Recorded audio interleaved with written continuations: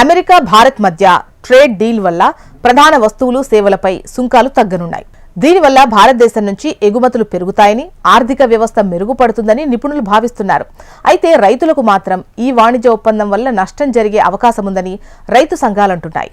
భారత వ్యవసాయాన్ని అమెరికా బహుళజాతి సంస్థలు పూర్తిగా అప్పగించడమే అమెరికా భారత్ ట్రేడ్ డీల్ అని ఆరోపిస్తున్నాయి.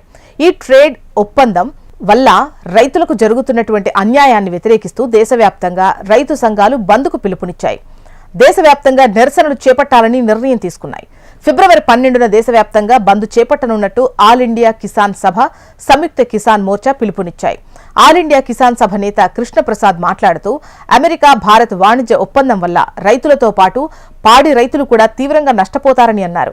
ఎండిన డిస్టిలేర్ల ధాన్యాలు, పశుగ్రాసం కోసం ఎర్రజొన్న, సోయాబీన్ నూనె వంటి వస్తువులకు మార్కెట్ తెరవడం ద్వారా వ్యవసాయ రంగం, పాడి పరిశ్రమపై ఎఫెక్ట్ పడుతుంది అని స్పష్టం చేస్తున్నారు. అమెరికాతో పాటు యూరోపియన్ యూనియన్తో భారత్ చేసుకున్న ఒప్పందాలు దేశానికి ఉపయోగకరంగా లేవన్నారు. వారి సొంత ఆర్థిక ప్రయోజనాల కోసం ఇది జరిగాయని విమర్శించారు. ఈ నెల 12న చేపట్టనున్న భారత్ బంద్ దేశవ్యాప్తంగా జరగనుందని రైతు సంఘాల నాయకులు స్పష్టం చేశారు. రైతులందరూ ఈ బంద్లో పాల్గొనాలని పిలుపునిచ్చారు.